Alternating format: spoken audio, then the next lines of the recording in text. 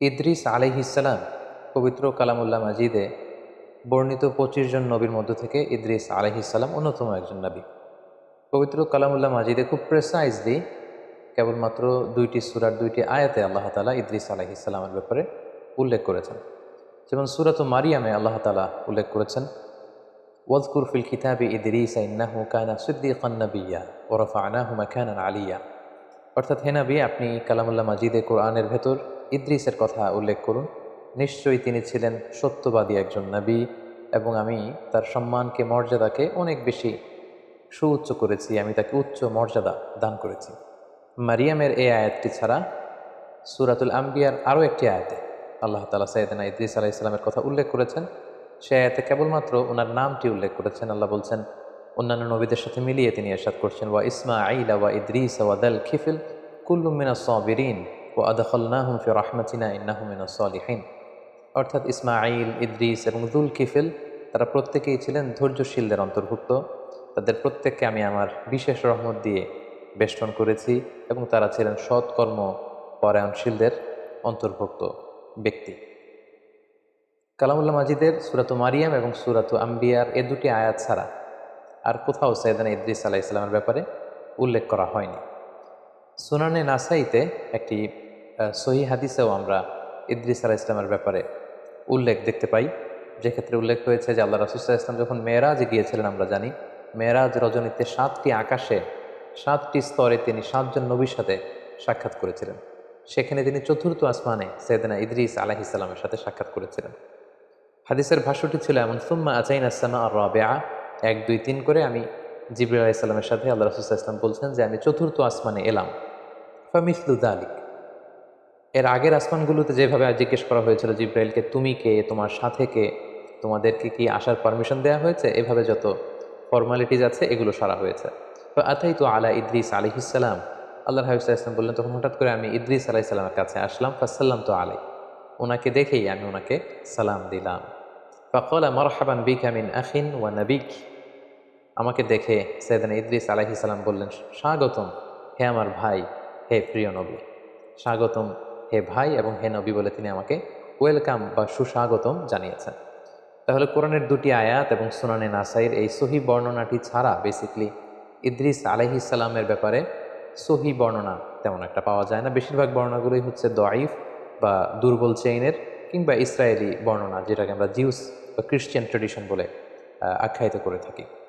আল বিদায়া one নিহায়ার গ্রন্থকার ইবনু কাসির আলাইহি রহমা, উনি বিদায়া নিহায়াতে উল্লেখ করেছেন যে কানা আউয়ালু বানি আদম উতিয়া নবুওয়াতা বাদা আদম ওয়া শীস, অর্থাৎ আদম আলাইহিস সালাম এবং ওনার সন্তান শীস আলাইহিস সালামের পরে সর্বপ্রথম যে ব্যক্তিকে নবুয়ত দেয়া হয় তিনি হচ্ছেন ইদ্রিস আলাইহিস সালাম। এবং নূহ আলাইহিস সালাম, উনি কি ইদ্রিস আলাইহিস সালামের আগে পৃথিবীতে নবী হয়ে এসেছেন, নাকি ইদ্রিস আলাইহিস সালাম নূহ আলাইহিস সালামের আগে পৃথিবীতে এসেছেন, এ নিয়ে গবেষকদের মধ্যে মতানৈক্য রয়েছে। কেউ কেউ বলেন যে নূহ আলাইহিস সালাম এসেছেন ইদ্রিস আলাইহিস সালামের পরে, কেউ কেউ বলেছেন নূহ আলাইহিস সালাম এসেছেন ইদ্রিস আলাইহিস সালামের আগে। অনেকে বলে থাকেন যে ইদ্রিস নামটি এসেছে মূলত আদ-দিরাসা থেকে, কারণ আরবিতে দারাসা ইয়াদরুসু মানে হচ্ছে টু স্টাডি, পড়া, অধ্যয়ন করা। ইদ্রিস আলাইহিস সালাম উনি খুব বেশি পড়াশোনা করতেন। ওনার আগের নবী শীস আলাইহিস সালাম এবং আদম আলাইহিস সালামের উপর যে সহিফাগুলো আল্লাহ তাআলা নাজিল করেছিলেন, এই সহিফাগুলো উনি খুব বেশি স্টাডি করতেন, খুব পড়তেন, খুব অধ্যয়ন করতেন। এজন্য ওনাকে ইদ্রিস নামে নামকরণ করা হয়েছে। সেদিন ইদ্রিস আলাইহিস সালাম ইরাকের বাবেল নগরীতে জন্মগ্রহণ করেন এবং পরবর্তীতে তিনি দাওয়া কাজে মিশরে গমন করেন এবং সেখানেই তিনি তাওহীদের দাওয়াত মানব মণ্ডলীর কাছে তিনি ছড়িয়ে দিয়েছেন। এবং সহিহ ইবনে হিব্বানের এক বর্ণনা অনুযায়ী আমরা জানতে পারি যে আল্লাহ তাআলা সাইয়েদনা ইদ্রিস আলাইহিস সালামের উপর 30টি সহিফা তিনি নাজিল করেছিলেন। সহিহ ইবনে হিব্বানের আরও একটি বর্ণনা থেকে আমরা আরও জানতে পারি, যেটি বিখ্যাত ঐতিহাসিক ইবনে ইসহাক ওনার গ্রন্থে উল্লেখ করেছেন যে ইদ্রিস আলাইহিস সালাম হচ্ছেন আউয়ালু মান খাত্তা বিল কলাম, পৃথিবীতে সর্বপ্রথম যিনি কলমের ব্যবহার করেছেন, কলম দিয়ে, কালি দিয়ে যিনি সর্বপ্রথম পৃথিবীতে লেখালেখির প্রচলন ঘটিয়েছেন, সেটা হচ্ছেন ইদ্রিস আলাইহিস সালাম। পাশাপাশি ওয়াখাতাস সিয়াব, সর্বপ্রথম যিনি কাপড় সেলাই করেছেন, সুতা দিয়ে, সুই দিয়ে কাপড় সেলাই করা, এই বুনন শিল্পের যে আবিষ্কার বা প্রচলন, এটাও সাইয়েদনা ইদ্রিস আলাইহিস সালামের মাধ্যমেই হয়েছে। এই যে বর্ণনাগুলো আমরা এখানে উল্লেখ করলাম, এগুলো ছাড়া সাধারণত আর যত বর্ণনা সাইয়েদানা ইদ্রিস আলাইহিসসালামের ব্যাপারে পাওয়া যায় এসবই হচ্ছে ইসরায়েলি বর্ণনা। বিশেষ করে ওরাফা'নাহু মাকানান আলিয়্যা, আমি ইদ্রিসের মর্যাদাকে অনেক বাড়িয়েছি, অনেক সুউচ্চ মর্যাদার আসনে তাকে আমি আসীন করেছি। এ আয়াতের বর্ণনায় অনেক ইসরায়েলি এ আয়াতের ব্যাখ্যায় অনেক ইসরায়েলি বর্ণনা পাওয়া যায় যে ইদ্রিস আলাইহিসসালাম ও ঈসা আলাইহিসসালামের মতো জীবদ্দশায় ওনাকে আল্লাহ তাআলা আকাশে নিয়ে গিয়েছিলেন। একজন ফেরেশতার পাখায় ভর করে তিনি আকাশে চলে গিয়েছিলেন এবং সেই আকাশে বা জান্নাতে ওনার ইন্তেকাল হয়েছে, এই পৃথিবীতে তিনি ইন্তেকাল করেননি। এই বর্ণনাগুলো আসলে কোনো ইসলামিক ট্রেডিশন থেকে আমরা পাই না, এগুলো ইসরায়েলি বর্ণনা থেকে আমরা পাই। ফলে ইদ্রিস আলাইহিসসালামের এই জীবন কাহিনী যখন আমরা বর্ণনা করব, এক্ষেত্রে ইসরায়েলি বর্ণনার ভূমিকা ইসলামে কতটুকু এবং ইসরায়েলি বর্ণনা এটাকে গ্রহণ করা যাবে কি যাবে না, এ ব্যাপারে ইসলামী শরিয়ার হুকুম কি, এই বিষয়টি আমাদের কাছে স্পষ্ট হতে হবে সম্মানিত সুধী। এ পর্যায়ে আমরা হুকমুল ইসরাইলিয়াত, ইসরায়েলি যে বর্ণনাগুলো আছে যেগুলো বাইবেলে আছে, ওল্ড টেস্টামেন্টে আছে, যেটাকে আমরা তালমুদ বলছি, অর্থাৎ ইহুদি এবং খ্রিস্টানদের যে বর্ণনাগুলো সেগুলোর ব্যাপারে আমাদের ভূমিকা কি হবে। যেমন কোরআন হচ্ছে আমাদের কিতাব, আর আল্লাহ রাসূল সাল্লাল্লাহু আলাইহি ওয়াসাল্লামের বর্ণিত কথাগুলোকে আমরা হাদিস বলছি। আমাদের আগে ইহুদি খ্রিস্টানদের অনেক নবী পৃথিবীতে এসেছিলেন, তাদের কাছে যে কিতাবগুলো এসেছিল আল্লাহর পাঠানো কিতাব, এবং সে সমস্ত রসুলরা যে সমস্ত কথাগুলো বলেছেন তাদের নবীর যে হাদিস, এগুলোই বেসিকলি ইসরায়েলি বর্ণনা। ইসরায়েলি বর্ণনার ক্ষেত্রে খুব সোজাসাপটা তিনটি কথা। এক নম্বর কথা হচ্ছে, ইসরায়েলি বর্ণনার ক্ষেত্রে যদি কোরআন এবং সুন্নাহ সেই ব্যাপারটিকে অনুমোদন করে, সেটাকে সাব্যস্ত করে, সেটাকে সাপোর্ট করে, তাহলে সেই সমস্ত ইসরায়েলি বর্ণনা নেওয়া যাবে, সেটাকে গ্রহণ করাতে কোনো সমস্যা নেই, এটা মাকবুল। দুই নম্বর কথা হচ্ছে, ইসরায়েলের যে সমস্ত বর্ণনার বিপরীত বর্ণনা কোরআনে পাওয়া যায়, অথবা কোরআন এবং সুন্নাহ ইসরায়েলি বর্ণনার যে তথ্য, এই তথ্যকে অপোজ করছে, এটাকে অস্বীকার করছে, বরং তার ভিন্নধর্মী বর্ণনা কোরআন এবং সুন্নায় পাওয়া যাচ্ছে, সেক্ষেত্রে ইসরায়েলি বর্ণনাকে রিজেক্ট করতে হবে, এটাকে অ্যাকসেপ্ট করা যাবে না। তাহলে প্রথম হচ্ছে, ইসরায়েলি বর্ণনার যে তথ্যগুলোকে কোরআন সুন্নাহ সাপোর্ট করে সেটা মাকবুল, সেটা গ্রহণযোগ্য, এটা গ্রহণ করা যাবে।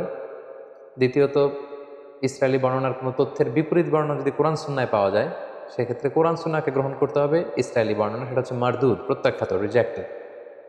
তিন নম্বর হচ্ছে, ইসরায়েলি কোনো বর্ণনায় যদি এমন কোনো কথা বা এমন কোনো তথ্য, এডিশনাল ইনফরমেশন পাওয়া যায় যেটার ব্যাপারে কোরআন সুন্নায় কিছুই বলা হয়নি, হ্যাঁও বলা হয়নি, নাও বলা হয়নি, এটাকে সাপোর্টও করা হয়নি, এটাকে অপোজও করা হয়নি, সেক্ষেত্রে আল্লাহ রাসূল সাল্লাল্লাহু আলাইহি ওয়াসাল্লাম বলেছেন, হাদ্দিসু আন বানি ইসরাঈল ওয়ালা হারাজ, তোমরা চাইলে বনি ইসরায়েলের এই বর্ণনাগুলোকে তোমরা বর্ণনা করতে পারো, এতে কোনো সমস্যা নেই।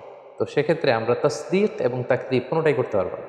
আমরা খুব আজমাতের সাথে বলতে পারবো না যে সুলাইমান আলাইহিস সালামের সময়কালে এই ঘটনাটা ঘটেছিল, এ ব্যাপারে কোরআন সুন্নায় কিছু নেই, ইসরায়েলি বর্ণনা এটা পাওয়া যায়, সো এটা সত্য না, এটা সত্য, এটা বলা যাবে না। আবার এই বর্ণনাটা মিথ্যা, এটা ডাহা মিথ্যা কথা অনেকে এরকম বলে বেড়ায়, যেটা ইসরায়েলি বর্ণনা, এটা তো মিথ্যা না, এটাকে মিথ্যাও বলা যাবে না। কোরআন সুন্নাহ সাপোর্টও করেনি, কোরআন সুন্নাহ রিজেক্টও করেনি, এরকম কোনো এডিশনাল ইনফরমেশন যদি ইসরায়েলি বর্ণনায় পাওয়া যায়, অর্থাৎ ইহুদি এবং খ্রিস্টানদের যে যে সোর্স, তাদের যে কিতাব বা তাদের যে হাদিস, সেখান থেকে যদি পাওয়া যায় এডিশনাল কোনো ইনফরমেশন, সেটাকে তাসদীক তাকযীব, অর্থাৎ এটাকে গ্রহণ বর্জন কোনোটাই করা যাবে না, জাস্ট বর্ণনা করা যাবে। একটা ঘটনা পরম্পরাকে মেলানোর জন্য বর্ণনা করা যেতে পারে। যেমন লেটসে ইদ্রিস আলাইহিস সালামের প্রেক্ষাপট যদি আমরা বলি, কালামুল্লাহ মাজিদে শুধু 2টা আয়াতে খুব সংক্ষিপ্ত পরিসরে ওনার বর্ণনা আল্লাহ তাআলা দিয়েছেন, এবং সহিহ সুন্নাতে আমরা দেখেছি 4র্থ আসমানে মেরাজের রাতে আল্লাহ রাসূল সাল্লাল্লাহু আলাইহি ওয়াসাল্লাম ইদ্রিস আলাইহিস সালামের সাথে সাক্ষাৎ করেছেন। এগুলো ছাড়া যত বর্ণনাই আছে সবই দঈফ, আর বাকি সবই হচ্ছে ইসরায়েলি বর্ণনা। সো একজন নবীর ব্যাপারে ইন ডিটেল যদি কারো জানার আগ্রহ থাকে, বা আগের ঐতিহাসিক দৃষ্টিকোণ থেকে জিউস ট্র্যাডিশনে, খ্রিস্টান ট্র্যাডিশনে কী কী পাওয়া যায়, এগুলো নিয়ে গবেষণা করা, এগুলো বর্ণনা করা, এগুলো জানা, এতে কোনো সমস্যা নেই। কিন্তু এডিশনাল ইনফরমেশনগুলোর ক্ষেত্রে ইসরায়েলি বর্ণনার কোনো এডিশনাল তথ্য যদি আমরা নেই, সেটা সত্য কি মিথ্যা খুব কনফিডেন্সের সাথে এটা কোনোটাই বলার সুযোগ নেই। প্রয়োজনের খাতিরে, জানার জন্য, কৌতূহলবশত আমরা সেগুলো বর্ণনা করতে পারি। এবং মানুষ মাত্রই কৌতূহলী আমরা জানি, যাদের অনুসন্ধিৎসু মাইন্ড আছে, খুব কিউরিয়াস, জানতে মনে চায় যে কী হয়েছিল, কোথায় এসেছিলেন, তার জীবন পরিক্রমায় কী কী ঘটেছিল, তারা ইসরায়েলি বর্ণনা বাইবেল থেকে এগুলো আমরা জানতে পারি। কারণ বাইবেলের সব কিছুই যে তারা ডিস্ট্রয় করে ফেলেছে, মানে এন্টায়ার বাইবেলে যে তারা করাপ্ট করে ফেলেছে, এমনটা না। বাইবেলের অনেক কিছু আছে শুদ্ধ, আবার অনেক কিছুকে তারা কারাপ্টেড করেছে। তো সেক্ষেত্রে এডিশনাল ইনফরমেশনগুলো নেওয়ার ক্ষেত্রে, যেটা কোরআনেও নেই, সুন্নাতে নেই, আমরা চাইলে বর্ণনা করতে পারবো, আমাদের কৌতূহলকে নিবারণ করতে পারবো, কিন্তু হুটহাট করে এটা বলতে পারবো না যে এটা সত্য কিংবা এটা মিথ্যা। আমাদের মধ্যে একটা প্রবণতা আছে, অনেকে যেটা মনে করেন কোনো ইসরায়েলি বর্ণনা শুনলেই তারা বলে থাকেন যে এটা বানোয়াট হাদিস, এটা জাল হাদিস। এটা আসলে এক ধরনের অজ্ঞতা, কারণ এটা তো হাদিসই না, এটা তো আল্লাহ রাসূল সাল্লাল্লাহু আলাইহি ওয়াসাল্লামের কথা নন। আল্লাহ রাসূল সাল্লাল্লাহু আলাইহি ওয়াসাল্লাম তো এটা বলেননি। ফলে এটা জাল হাদিস বা বানোয়াট হাদিস বলার সুযোগ নেই, কারণ এটা হাদিসই নয়, এটা আল্লাহ রাসূল সাল্লাল্লাহু আলাইহি ওয়াসাল্লাম বলেননি, এটা ওনার কথা নয়, বরং এটা হচ্ছে ইসরায়েলি ট্রেডিশন। তাহলে খুব সংক্ষেপে আমরা এটা বলবো যে ইসরায়েলি বর্ণনা যদি কোরআন সুন্নাহ দ্বারা সাপোর্টেড হয় আমরা গ্রহণ করব, যদি রিজেক্ট করা হয় এটাকে বর্জন করব।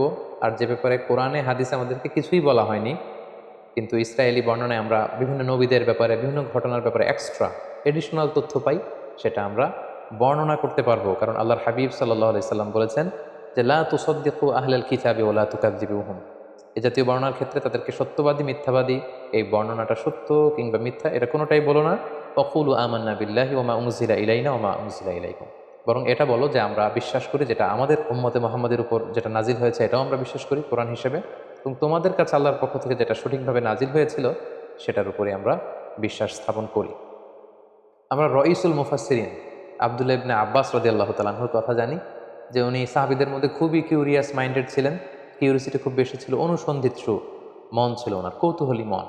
ফলে নবীদের ব্যাপারে কোরআনে কোনো আয়াত নাজিল হলে তাদের আগের ঘটনার আগের প্রেক্ষাপট, পরের প্রেক্ষাপট, এগুলো মিলাবার জন্য, জানবার জন্য উনি অনেক ইহুদি পণ্ডিতের কাছে যেতেন, যে জিজ্ঞেস করতেন যে ব্যাপারে তোমাদের কিতাবে কিছু আছে কিনা। তখন সেই ইহুদি পণ্ডিতদের কাছ থেকে উনি শুনে আসতেন এবং সেগুলো তিনি বর্ণনাও করেছেন। এবং আমাদের অনেক আমাদের যে ক্লাসিক তাফসিরগুলো রয়েছে সেই ক্লাসিক তাফসিরগুলোতে এগুলো বর্ণিতও হয়েছে। তো আমরা এই ইসরায়েলি যে ন্যারেশনগুলো আছে, বর্ণনাগুলো আছে, এগুলো ডিল করার ক্ষেত্রে এই তিনটা মূলনীতি খেয়াল রাখবো। কোরআন হাদিস সাপোর্ট করলে গ্রহণ করব, রিজেক্ট করলে আমরাও রিজেক্ট করব। আর এডিশনাল তথ্য যেটা আমাদের কোরআনেও নাই, সুন্নাতেও নাই, কিন্তু অনেক নবীর ব্যাপারে কিছু তথ্য আমরা ইসরায়েলি বর্ণনাতে পাই, সেগুলো আমরা বর্ণনা করতে পারবো। কারণ আল্লাহর হাবিব সাল্লাল্লাহু আলাইহি ওয়াসাল্লাম সহিহ বুখারীর বর্ণনায় বলেছেন ওয়াহাদ্দিসু আন বানি ইসরাঈলা ওয়ালা হারাজ, তোমরা ন্যারেট করতে পারো, you can narrate the tradition of Jews and Christian community. তাদের পক্ষ থেকে যেই ন্যারেশনগুলো প্রিজার্ভ করা হয়েছে এগুলো চাইলে তোমরা বর্ণনা করতে পারবে, এতে কোনো সমস্যা নেই ইনশাআল্লাহ। সম্মানিত সুধী, তাহলে সংক্ষিপ্ত পরিসরে ইদ্রিস আলাইহিস সালামের জীবন কাহিনী থেকে কোরআন সুন্নাহর আলোকে আমরা যা জানলাম, সেগুলো থেকে যদি আমরা কিছু লাইফ লেসন এখন বের করতে চাই যে ইদ্রিস আলাইহিস সালামের এই জীবনী থেকে আমাদের জন্য শিক্ষা কী, সেক্ষেত্রে আমরা কয়েকটি লেসন আমরা এখান থেকে শিক্ষা বের করে নিয়ে আসতে পারি। প্রথমত বলবো যে আমরা জেনেছি উনি হচ্ছেন আউয়ালু মান খাত্তা বিল কলম। এই যে আমরা কলম দিয়ে লিখি, এই লেখার হস্তলিখন পদ্ধতির আবিষ্কারক হচ্ছেন সাইয়েদনা ইদ্রিস আলাইহিস সালাম, আল্লাহর প্রিয় একজন নবী। তাহলে হি ক্রিয়েটেড দ্য হ্যান্ড রাইটিং, তিনি সর্বপ্রথম পৃথিবীতে কলম দিয়ে কিছু লিখেছেন এবং এই লেখার এই প্র্যাকটিস তিনি চালু করেছেন, এই তথ্যটা কিন্তু আমরা পাই। দ্বিতীয় যে ব্যাপারটি আমরা ইদ্রিস আলাইহিসসালামের জীবনী থেকে পাই সেটা হচ্ছে সাইয়েদনা ইদ্রিস আলাইহিসসালাম অত্যন্ত বেশি জ্ঞানানুরাগী ছিলেন, শিক্ষানুরাগী ছিলেন। তিনি জ্ঞান অর্জন করতে চাইতেন। তার প্রমাণ হচ্ছে ওনার আগের নবী শীস আলাইহিসসালাম এবং পৃথিবীর প্রথম নবী আদম আলাইহিসসালামের উপর আল্লাহ তাআলা যে সমস্ত সহিফাগুলো নাজিল করেছিলেন এগুলো তিনি খুব বেশি পড়তেন, খুব বেশি অধ্যয়ন করতেন, সেখান থেকে জানতে চাইতেন, শিখতে চাইতেন। এবং ইসলামে জানা শিখাটাকে কিন্তু আমাদের জন্য আবশ্যক করেছে এবং খুব বেশি গুরুত্ব দিয়েছে। আমরা জানি যে আমাদের কুরআনুল কারীমের প্রথম বাণী হচ্ছে জানো, পড়ো, ইকরা, read in the name of your lord who has created, পড়ো তোমার প্রভুর নাম যিনি তোমায় শিক্ষা দিয়েছেন। তাহলে ইসলামও কিন্তু আমাদের সর্বপ্রথম জিকির করতে বলেনি, সালাত আদায় করতে বলেনি, জাকাত দিতে বলেনি, হেজাব করতে বলেনি। ইসলাম সর্বপ্রথম আমাদেরকে যে বিষয় উদ্বুদ্ধ করেছে সেটা হচ্ছে জ্ঞান অর্জনের প্রতি আমাদেরকে উৎসাহিত করেছে, লার্নিংয়ের প্রতি উৎসাহিত করেছে, স্টাডি করা, রিসার্চ করা, এগুলোর ব্যাপারে উৎসাহিত করেছে। এবং এটার একটা ইন্সপায়ারেশন কিন্তু আমরা সাইয়েদনা ইদ্রিস আলাইহিস সালামের জীবনী থেকে পাই, কারণ তিনি তেনার আগে যে সমস্ত কিতাব সাহিফা নাজিল হয়েছে এগুলো তিনি খুব বেশি পড়তেন, তিনি অত্যন্ত বেশি জ্ঞানানুরাগী ছিলেন। 3 নম্বর যে বিষয়টা আমরা জানতে পারি সেটা হচ্ছে বুদ্ধিবৃত্তিক যে চর্চা, এটার সূচনা বা গোড়াপত্তনও কিন্তু ওনার সময়কাল থেকে হয়। তিনি বাবেলে জন্মগ্রহণ করেছিলেন, ইরাক এলাকায়। পরবর্তীতে তিনি তাওহীদের দাওয়াত নিয়ে নীল নদের পাড়ে মিশরে অবস্থান করেন, সেখানে তিনি ওই এলাকার লোকদেরকে তাওহীদের দাওয়াত দেন, সালাতের দাওয়াত দেন, জাকাতের দাওয়াত দেন এবং সেখানে তিনি জ্ঞান অর্জন এবং জ্ঞান বিতরণের একটা পরিবেশ তৈরি করেছিলেন। এবং অনেক ঐতিহাসিক বলেছেন যে এই যে গাণিতিক বিভিন্ন সূত্র, ম্যাথামেটিক্যাল যে সূত্র অথবা অ্যাস্ট্রোনমি, জ্যোতির্বিজ্ঞানের যে জ্ঞান, সেটার সূচনাটা হয়েছিল সাইয়েদনা ইদ্রিস আলাইহিস সালামের সময়। এবং আমরা জানি যে মিশরীরা হচ্ছে এক্ষেত্রে পাইওনিয়ার, পৃথিবীতে সবচেয়ে প্রাচীন যেই বর্ণমালার শিলালিপি পাওয়া যায়, হাইরোগ্লিফিক্স বলে ইংরেজিতে, আরবিতে হাইরোগ্লিফিয়া বলে, এটা মিশরে পাওয়া গিয়েছে। কিভাবে ইরিগেশন করতে হবে, জমি চাষ দিতে হবে, কিভাবে গাণিতিক সূত্র দিয়ে উপকৃত হওয়া যায়, এবং জিওমেট্রিক বিভিন্ন তথ্য সূত্র, এগুলো কিন্তু মিশরীরা উদ্ভাবন করেছে। এবং সেক্ষেত্রে অনেক ঐতিহাসিকরা বলেছেন সৈয়দনা ইদ্রিস আলাইহিস সালামের সময়ই এটার সূচনা বা গোড়াপত্তন হয়েছিল। সৈয়দনা ইদ্রিস আলাইহিস সালামের জীবনী থেকে আরও একটি বিষয় আমরা জানতে পারি যে উনি খুব কর্মঠ ছিলেন, সাদাসিধে জীবনযাপন করতেন, যেটার প্রমাণ পাওয়া যায় যে তিনি নিজ হাতে নিজের জামা বা কাঁথা এগুলো সেলাই করতে জানতেন। সেলাই করার বা হস্তবুনন শিল্পের ব্যাপারটিও কিন্তু ওনার সময় থেকে শুরু হয়েছে। এ থেকে আমরা বুঝতে পারি যে উনি খুবই কর্মঠ ছিলেন, হার্ডওয়ার্কিং ছিলেন। আমরা অনেকে নবীদের ব্যাপারে এরকম ধারণা করে থাকি যে ওনারা মানুষ নয়, আসলে ব্যাপারটা কিন্তু ভুল। ওনারাও মানুষ ছিলেন এবং ওনারা এই পৃথিবীতে হার্ডওয়ার্ক করেছেন, স্ট্রাগল করেছেন। ওনারা বাজারে যেতেন, বাজার করতেন, এবং ওনাদের লাইভলিহুডের জন্য ওনাদের আর্নিং করা লাগতো, উপার্জন করা লাগতো। জীবনের যে স্ট্রাগলগুলো আছে এগুলো সবগুলো